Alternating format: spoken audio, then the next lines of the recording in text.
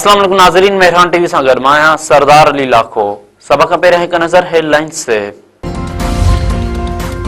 सदर आसिफ अली ज़रदारी चयो आहे त वालारिल कश्मीर भारतीय जबर जो शिकार आहे। भारत में मुसलमाननि सां ज़ुल्म जी बाज़ार गरम आहे। गिलगित बल्तिस्तान जे अवाम जी बहादुरीअ खे विसारे नथो सघिजे। गिलगित जी आज़ादीअ जी जंग में शहीद थियलनि खे सलाम पेश करियां थो। गिलगित बल्तिस्तान जी आज़ादीअ जी तक़रीब ख़िताब कंदे सदर आसिफ अली ज़रदारी वधीक चयो आहे त गिलगित बल्तिस्तान जी पंहिंजी एयरलाइन ऐं हर वादीअ में स्कूल हुजणु घुरिजे।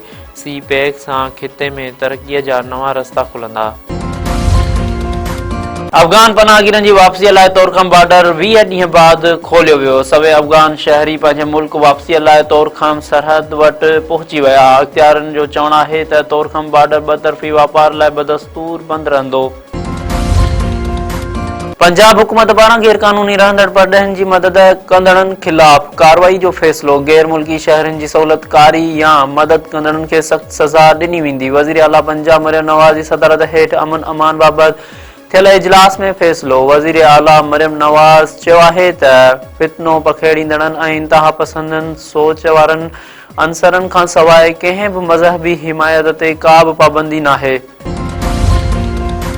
सिंध बार काउंसिल जे मेंबरनि जी चूंड लाइ पोलिंग जो अमल जारी। सॼी सिंध में 33 सीटुनि ते मजमूई तौर 160 उम्मीदवार मैदान में लथल। पोलिंग शाम 5 वॻे ताईं जारी रहंदी। 39,000 खां वधीक वकील वोट जो हक़ इस्तेमाल कंदा। कराची जे 16 सीटुनि ते 101 ऐं हैदराबाद जे 5 सीटुनि ते 25 उम्मीदवारनि विच में मुक़ाबिलो।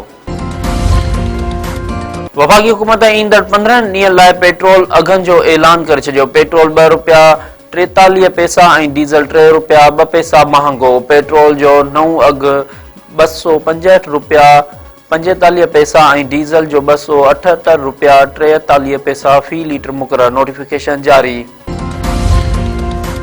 खैबर पख्तूनख्वा जे गवर्नर फैसल करीम कुंडी चयो आहे त KPK खे वफ़ाक़ जे ताउन जी ज़रूरत आहे। सूबे जे हुक्मरान जमायत खे बि संजीदा रवैयो इख्तियार करणु घुरिजे। KPK जो अमन अमान पहिरीं तरजीह आहे। मीडिया सां ॻाल्हाईंदे फैसल करीम कुंडी वधीक चयो आहे त KPK में अमन थींदो त ख़ुशहाली ईंदी, सयाहत खे हथी मिलंदी।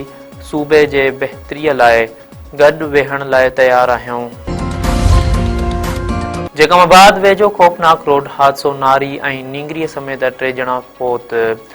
शंबी शाह रोड ते बलूचिस्तान खां ईंदड़ तेज़ रफ़्तार कार ड्राइवर जे कंट्रोल मां निकिरी पाणीअ सां भरियल खॾ में किरी पई।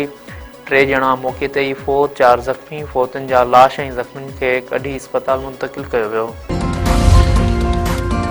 शाहपुर जाकर वेझो पलाल सां भरियल ट्रैक्टर ट्रालीअ खे बाह, 2 पोरियत सड़ी फौत। ॻोठ अमानुल्ला डायरी भरिसां ट्रैक्टर ट्राली बिजलीअ जे 11,000 वोल्टेज तारनि सां टकराइजण सबबि बाह पखिड़िजी वई।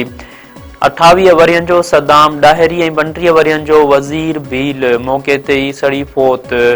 गुलशेर डाहिरी, रिहान डाहिरी ऐं ट्रैक्टर ड्राइवर सड़ी ज़ख़्मी थी पिया। पोरियत गुलशेर डाहिरी गणती जोगी हालत में नवाबशाह अस्पताल मुंतक़िल।